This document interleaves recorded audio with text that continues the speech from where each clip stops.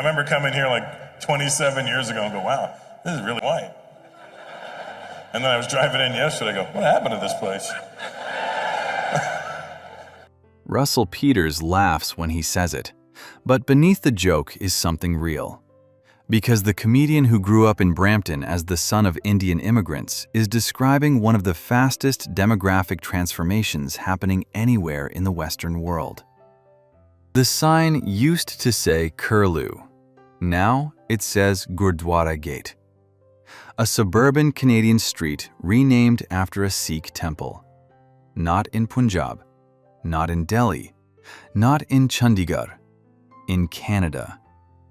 And that single street sign may explain one of the fastest demographic transformations happening anywhere in the Western world. Drive through Brampton today, and the city no longer feels like the suburb it was originally built to be.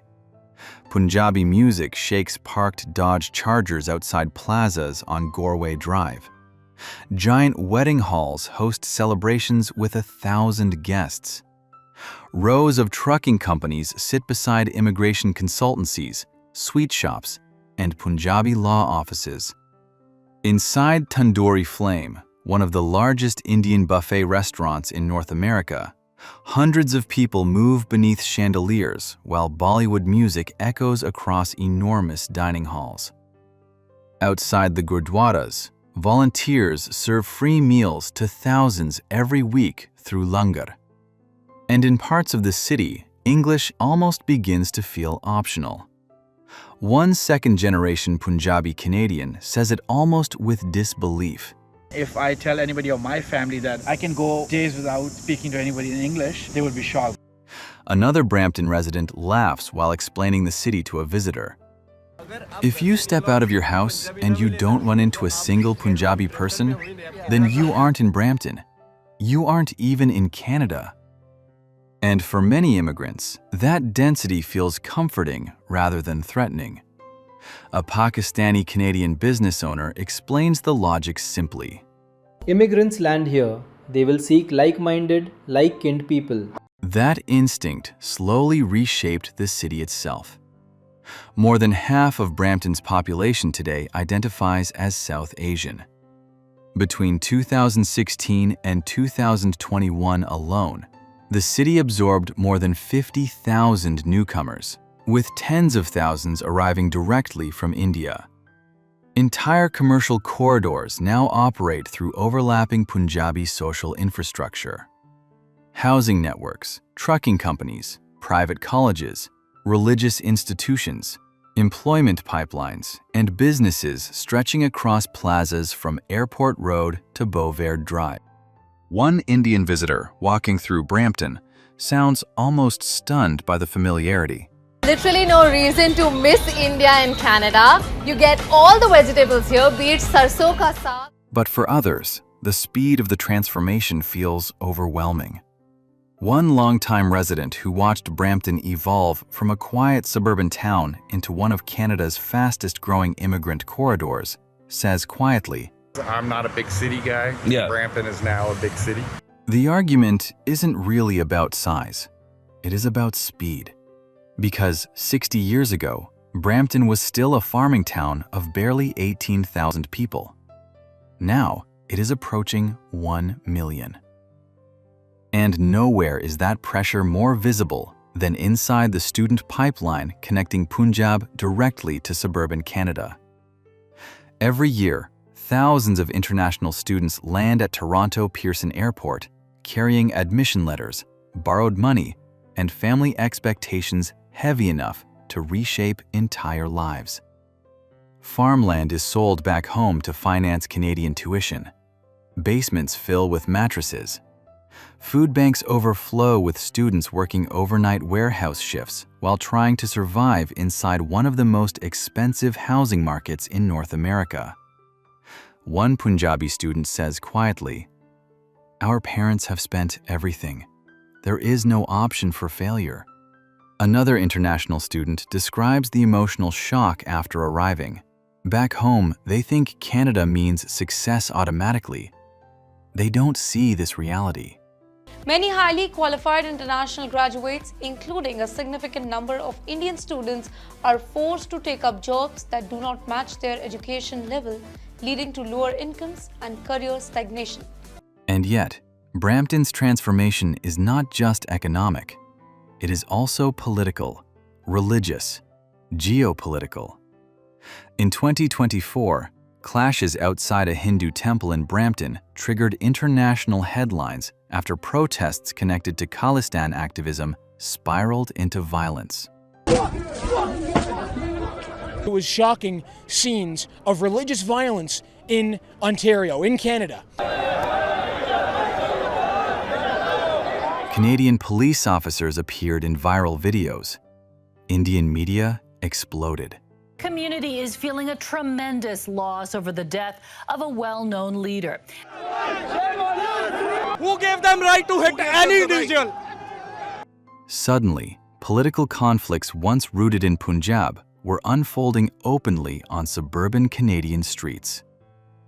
One Sikh volunteer watching the polarization unfold responds almost philosophically, "If we are together, we can help each other." But another resident asks a very different question. How would you assimilate if 60% of your country people are in one area? That tension sits at the center of modern Brampton, because this is not simply a story about immigration, or multiculturalism, or Indians in Canada. It is a story about what demographic transformation actually feels like at street level. What happens when migration becomes dense enough to reshape not just a neighborhood, but the emotional identity of an entire city within a single generation? Tonight, we travel from the villages of Punjab to the plazas of Brampton, from overcrowded student basements to massive gurdwaras serving free meals, from trucking empires and diploma colleges to temple clashes, Khalistan politics, and the parallel systems quietly reshaping suburban Canada, to uncover how one immigrant community transformed an entire city. We had immigrants since the 30s. They assimilated with everybody, paid taxes, worked hard, and built this country. And why that transformation now sits at the center of Canada's future. This is the human map, because when people move, the map moves with them. Subscribe and follow the networks quietly reshaping the world.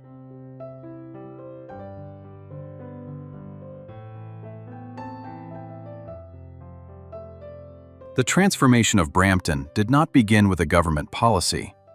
It did not begin with a developer, or a politician, or a corporate headquarters. It began with a gurdwara.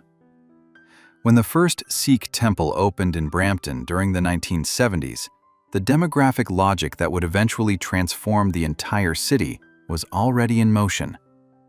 Sikh families wanted to live within walking distance of the temple. The temple created a gravitational field. The gravitational field created a neighborhood. The neighborhood created demand for South Asian grocery stores, restaurants, jewelers, trucking offices, immigration consultancies, and Punjabi language services. Those businesses attracted more families. The families built more gurdwaras, and the cycle repeated itself block by block across the city. The feedback loop became almost impossible to reverse. Today, Gursikh Sabha Canada, located on Gurdwara Avenue, an actual street named after a Sikh temple, is one of the largest Sikh places of worship in North America. During Vaisakhi celebrations, crowds spill across surrounding intersections for blocks in every direction, while volunteers distribute free food from massive langar tents. And over time, entire sections of Brampton began reorganizing themselves around this new cultural geography. The census data captures the speed of the transformation.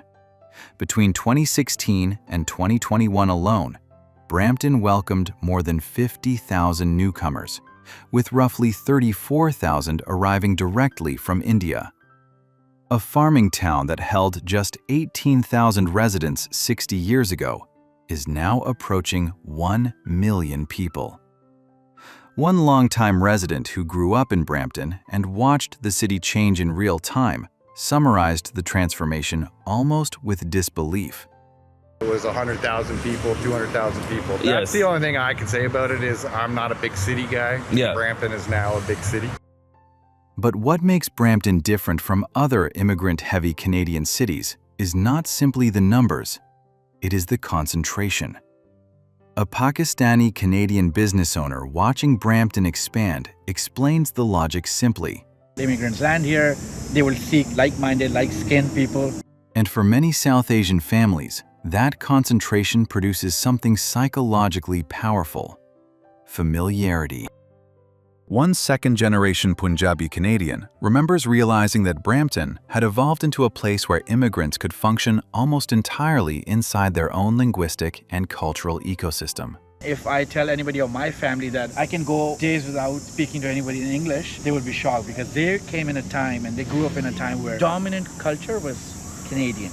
That single sentence explains almost everything about modern Brampton.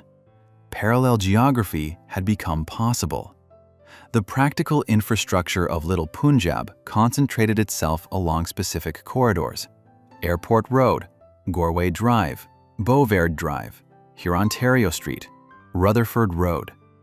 Entire plazas became overwhelmingly South Asian in character, lined with Indian grocery stores, jewelry shops, trucking companies, immigration consultancies, sweet shops, Punjabi music stores, and restaurants operating late into the night. At Tandoori Flame, one of the largest Indian buffet restaurants in North America, hundreds of customers move through cavernous dining halls beneath chandeliers and carved wooden decor. Nearby, Brars fills plazas with the smell of fresh mithai during festival weekends. On Beauvert Drive, paratha shops serve butter-soaked breakfasts while Punjabi pop music blasts from parked cars outside. One Indian traveler visiting Brampton for the first time sounded almost stunned by the familiarity she encountered. Literally no reason to miss India and Canada. She found roadside sugarcane juice vendors, sarson ka saag in grocery stores, authentic langar at the gurdwara, Punjabi signs everywhere. For many immigrants, Brampton no longer felt like adaptation. It felt like transplantation. And eventually, the density became so overwhelming that residents began joking about it openly. One local man laughed while explaining the city to an interviewer. "If you step out of your house and you don't run into a single Punjabi person, then you aren't in Brampton. You aren't even in Canada." For the community that built this ecosystem, those changes became a source of immense pride. A city where your language worked, your religion dominated the skyline, your food was everywhere, your festivals shut down streets.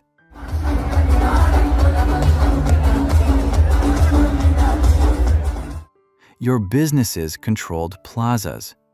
Your children no longer felt isolated.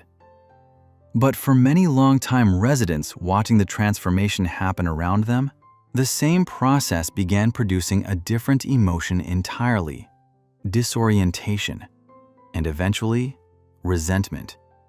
Because by the time Brampton understood what it was becoming, the transformation was already too large to stop.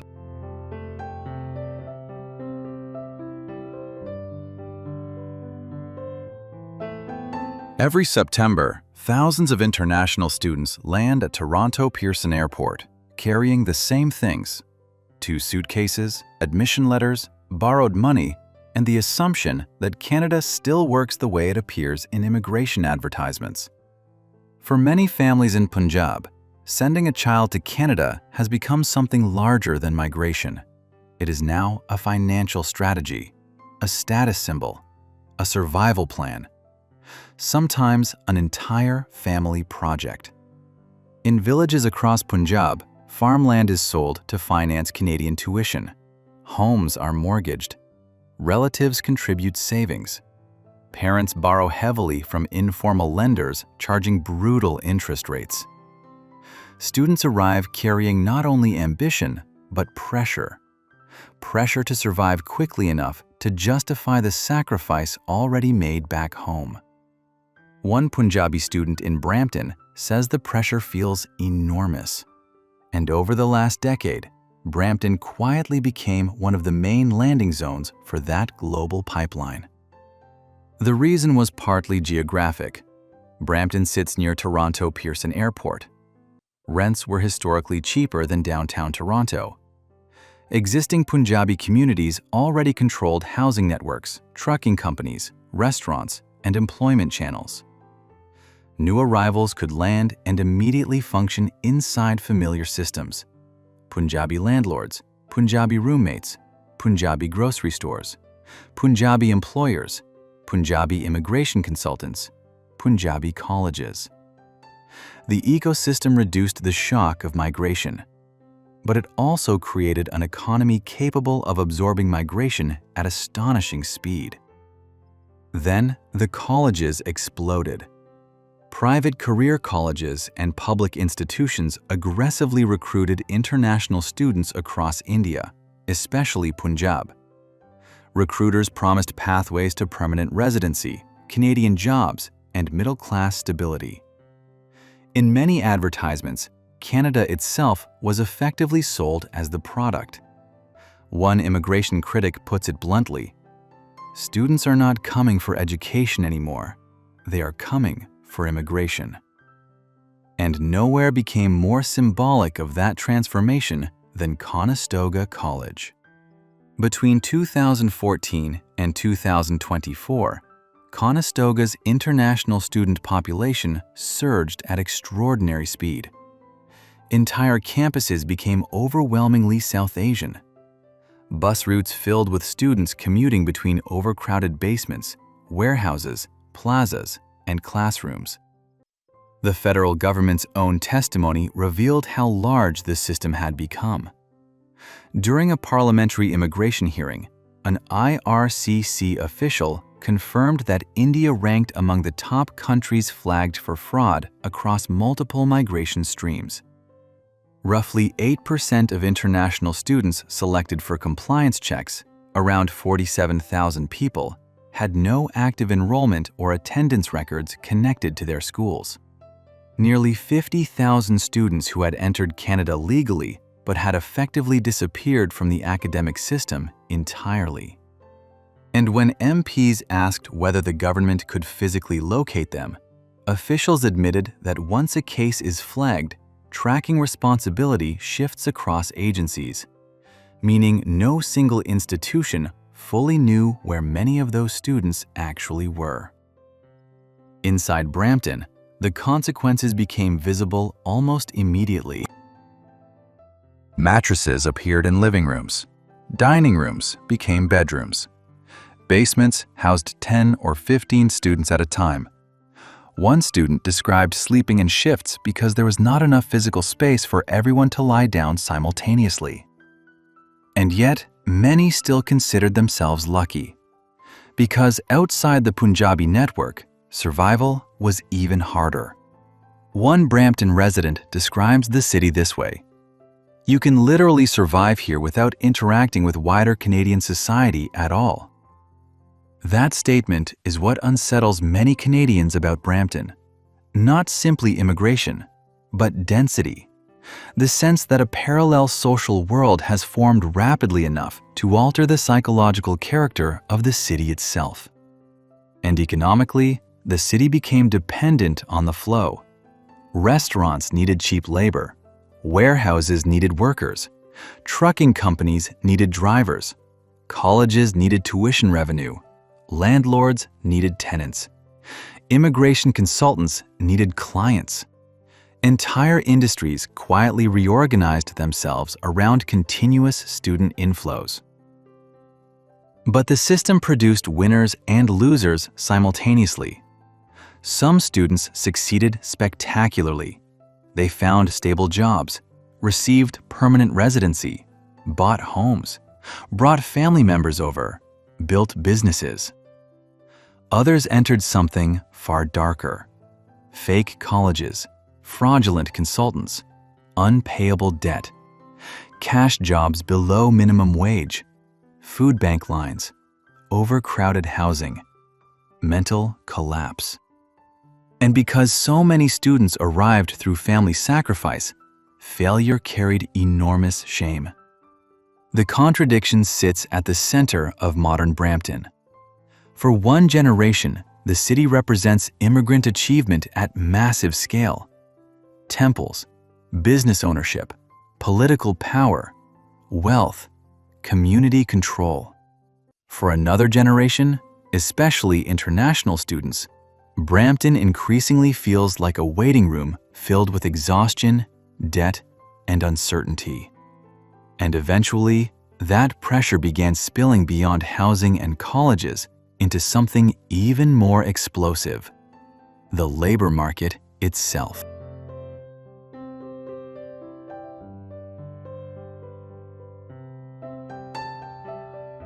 The argument most people have about Brampton is usually framed as a cultural debate. But underneath the slogans, the flags, the TikToks, and the outrage, the real pressure point is often much simpler. Work. Who gets hired? Who gets excluded? Who controls opportunity? And whether an immigrant network that once protected vulnerable newcomers can eventually become so dominant that other groups begin experiencing the same exclusion themselves. Many highly qualified international graduates, including a significant number of Indian students, are forced to take up jobs that do not match their education level. Inside Brampton, those tensions are discussed constantly, quietly in warehouses, openly online, at Tim Hortons counters, inside plazas, across family dinner tables. Because for many residents, the city no longer feels like a multicultural mosaic. It feels like a labor market increasingly controlled through ethnic familiarity. One Brampton resident says it bluntly: "If you are Punjabi, life is easier here. That's just reality." Those observations are controversial, partly because they touch something larger than Brampton itself: the hidden mechanics of immigrant labor networks. When migrants arrive in a new country, they rarely enter anonymous markets individually. They survive through trust chains: cousins, friends, village contacts, religious communities, former classmates, family referrals. That pattern exists in almost every immigrant community in history. Greek diners, Chinese laundries, Jewish garment factories, Korean convenience stores, Pakistani taxi networks, and now, in Brampton, Punjabi trucking firms, plazas, warehouses, restaurants, and logistics companies. But the scale and speed of Brampton's demographic transformation intensified those dynamics dramatically. One longtime resident explained the shift with visible discomfort. This city changed faster than institutions could adapt. And the perception of exclusion began spreading beyond white Canadians alone. Black residents complained about hiring barriers. Older immigrant groups voiced frustration. Even second-generation South Asians sometimes described feeling trapped inside community expectations and nepotistic systems. One young Punjabi Canadian summarized the contradiction carefully: "The same network that helps us survive also closes the door for other people." That sentence may be the central paradox of Brampton. Because immigrant enclaves are built partly to protect vulnerable people from exclusion. But once an enclave becomes dominant enough, the protective network itself can begin functioning like a gatekeeping structure, especially in low-wage labor markets.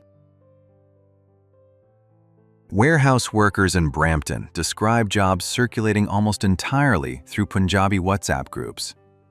International students shared information about which staffing agencies preferred Punjabi workers. Trucking companies recruited almost entirely through kinship networks stretching back to villages in Punjab.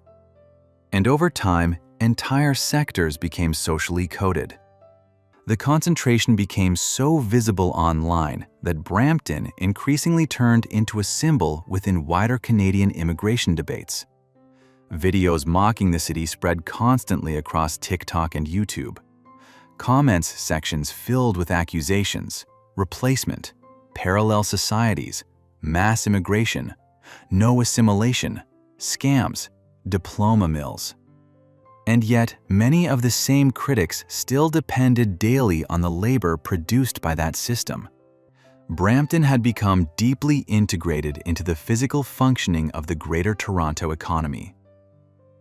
You hear that contradiction constantly across the city. One resident criticizes overcrowding and immigration pressure while admitting, "At the same time, these people work harder than almost anybody." Another resident describes the city almost with exhaustion. Brampton doesn't feel Canadian anymore. But for many Punjabi immigrants, that criticism misunderstands the entire immigrant experience. Because from their perspective, they did exactly what immigrants have always been told to do: work, build businesses, buy homes, support family, create institutions, help newcomers survive. One Sikh community member responded to the backlash this way: "People say we took over. No, we built this. Nobody gave us anything." And statistically, the scale of economic participation is undeniable.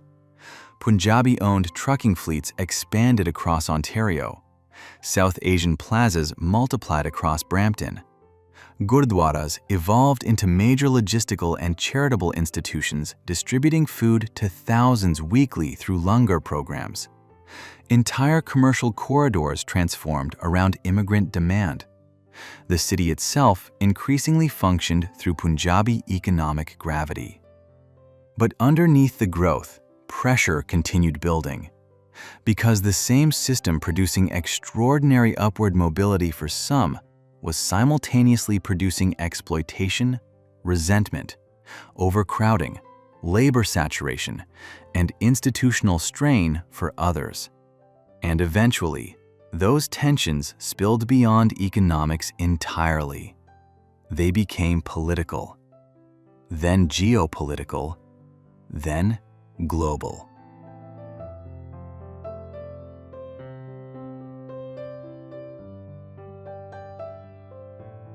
On November 3, 2024, a local dispute inside Brampton became an international news story. It was shocking scenes of religious violence in Ontario, in Canada. At the Hindu Sabha Mandir on Gore Road, Indian consular officials had arrived to assist seniors with pension paperwork and government services. For many Hindu families, it was a routine community event. Outside the temple gates, however, another crowd had already gathered. Supporters of Khalistan, the movement advocating for an independent Sikh homeland separate from India, organized a protest against the Indian officials. Protesters accused the Indian government of monitoring Sikh activists abroad and using consular outreach as cover for political surveillance inside Canada. The atmosphere deteriorated quickly. Arguments became shouting. Shouting became pushing.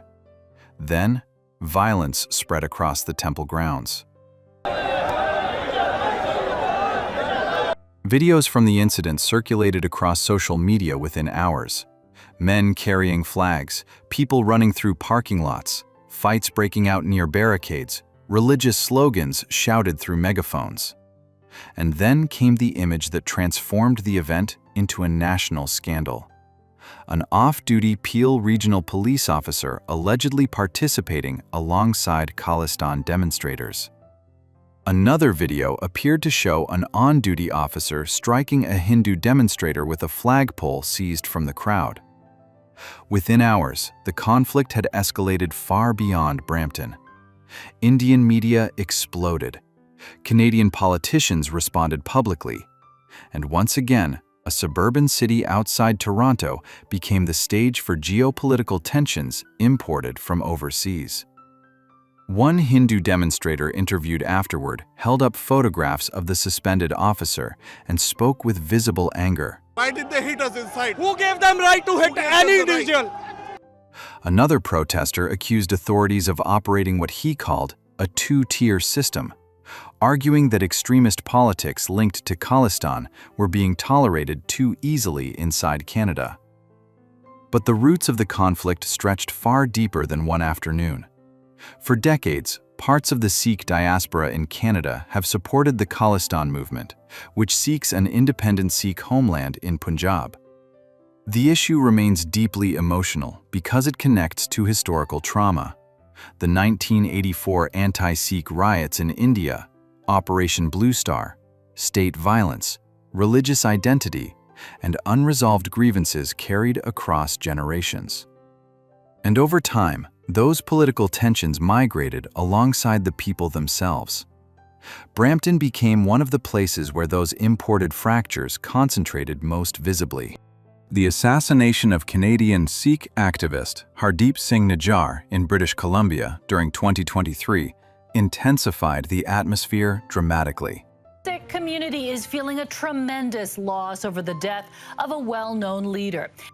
Canadian intelligence agencies later alleged links between Indian government operatives and criminal networks connected to the killing, accusations that triggered a diplomatic crisis between Canada and India. Suddenly, arguments once confined to Punjab or Delhi were unfolding openly on Canadian streets. A reporter covering the retaliatory Hindu march through Brampton after the temple clashes described the scene almost with disbelief. If you didn't know where you were, you would think this was India. Thousands marched carrying Indian flags through suburban Canadian streets, while crowds moved towards Sikh religious institutions under heavy police presence. At one point, Hindu demonstrators themselves reportedly formed a human chain to prevent the crowd from breaching a gurdwara perimeter. The symbolism was extraordinary. Canadian suburbs functioning like extensions of another country's unresolved political conflicts. And yet, Brampton's tensions are not only ideological, they are also economic, social, criminal, psychological. Because while social media often portrays Brampton as collapsing into chaos, the actual crime statistics tell a more complicated story.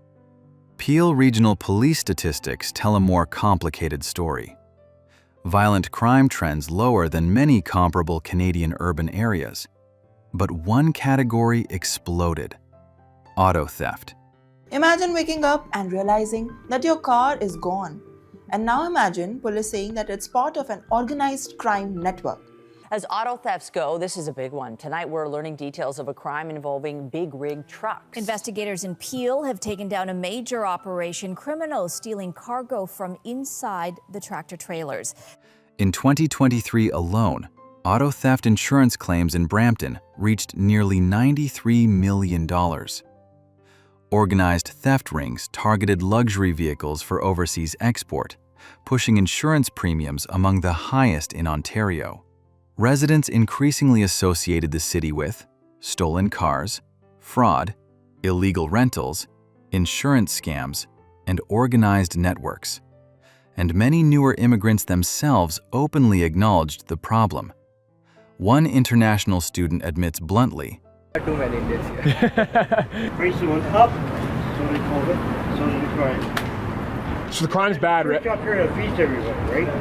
Every weekend, every day, fight all of the time. The fight? All the.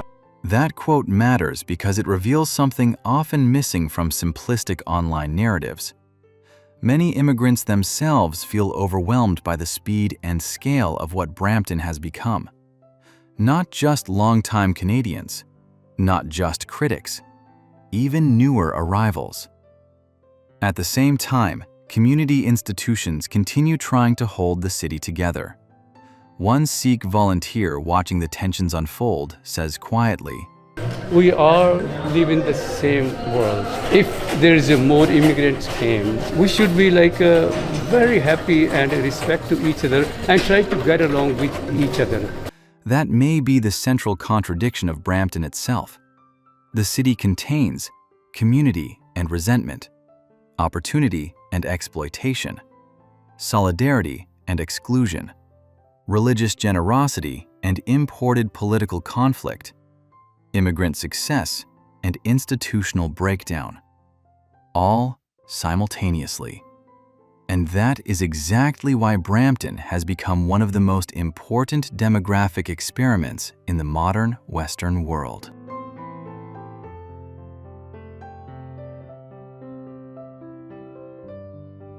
Step back from the protests, the diploma mills, the crowded basements, the insurance premiums, and the endless online arguments.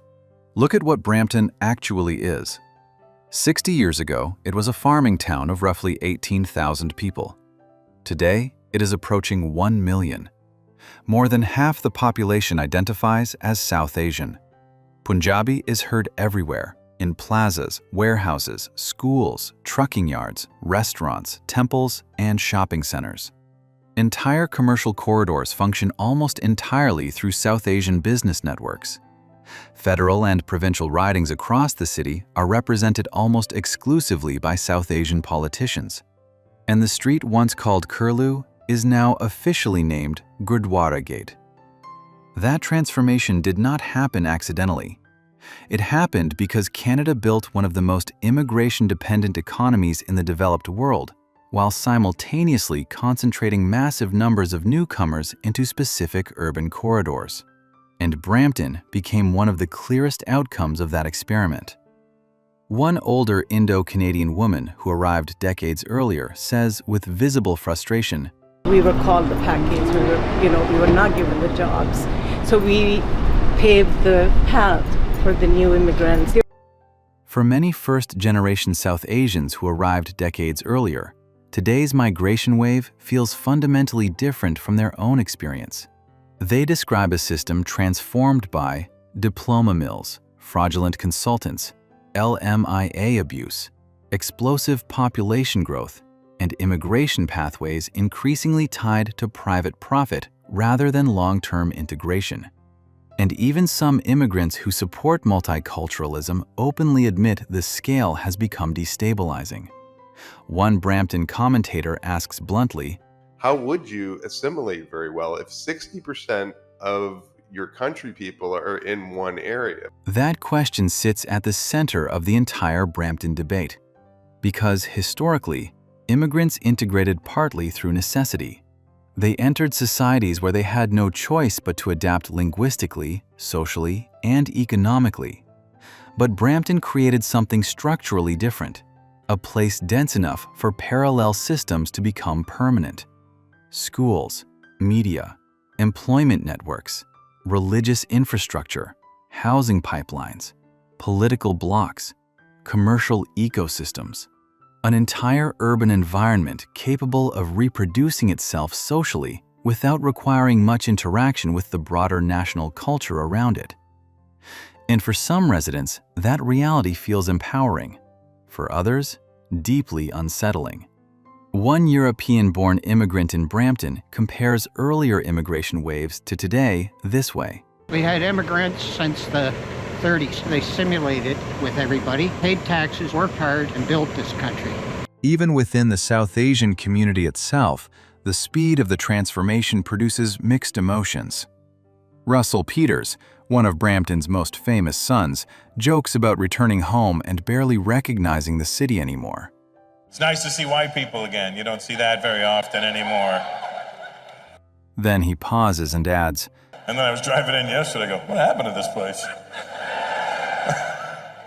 I wouldn't have let me move in, are you crazy?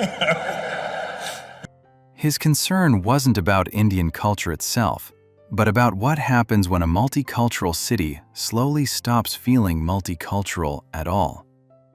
Whether or not one agrees with that assessment, the perception itself has become politically important, because Brampton increasingly functions as a symbol within wider Canadian anxieties about housing, population growth, national identity, labor markets, integration, and institutional collapse.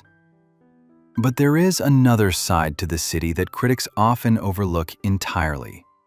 Inside Brampton's gurdwaras, thousands of people are fed for free every single week through langar, one of Sikhism's most important traditions. During COVID, temples became emergency food distribution centers. Volunteers organized deliveries for isolated seniors. Community kitchens operated faster than many municipal systems. One Sikh volunteer explained the philosophy simply: if we are together, we can help each other. And many of the international students blamed online for overwhelming the city are themselves trapped inside systems they did not fully understand when they arrived. Students living 6 to a room, working overnight factory shifts, sending money home to families who sold farmland to finance their migration, trying desperately to survive inside a country sold to them as permanently prosperous. One immigration consultant involved in the parliamentary controversy describes the system bluntly. Families were promised something completely different from the reality. That sentence may explain modern Brampton more than almost any census statistic. Because the city is not simply the story of immigrants succeeding, or locals being displaced, or multiculturalism failing, or diversity thriving. It is all of those things simultaneously. The Sikh volunteer serving free meals at the gurdwara is real. The student buried under debt is real. The family living 15 people inside a rental home is real. The longtime resident who feels like a stranger in her own city is real. Well, I do feel like I'm a stranger in my own country. The nurse who arrived from India and says she has never experienced discrimination is real. The auto theft networks are real. The temple violence is real. The generosity is real. The resentment is real. And Brampton's future may ultimately become Canada's future. A country trying to determine how much demographic transformation a society can absorb before multiculturalism stops functioning as integration and begins functioning as parallelism. And nowhere is that tension more visible than on a single suburban street, once named after a bird and now named after a gurdwara. The street used to be called Curlew. Now it is called Gurdwara Gate. That small change tells the story of modern Brampton better than almost any statistic ever could. Because what happened here was not simply immigration, it was transformation at demographic speed. A farming town became a global migration corridor. A suburban Canadian city became emotionally connected to villages thousands of kilometers away in Punjab. Temples became institutions. Plazas became cultural ecosystems. Punjabi became part of the soundscape of Canada itself. And underneath the politics, the outrage, the online arguments, and the headlines are still millions of ordinary human decisions. Parents selling land, students boarding planes, truck drivers working overnight, families trying to survive, communities trying to protect themselves, people searching for familiarity inside a foreign country. Some residents look at Brampton and see the success of multiculturalism. Others see the warning signs of parallel societies. Most see both at the same time. Because Brampton is not a simple story. It is a city where opportunity and pressure arrived together, where immigrant ambition collided with institutional limits, where diversity became density, and where Canada is now being forced to confront a much larger question. What happens when migration changes not just a neighborhood, but the identity of an entire city within a single generation? This is the human map, because when people move, the map moves with them.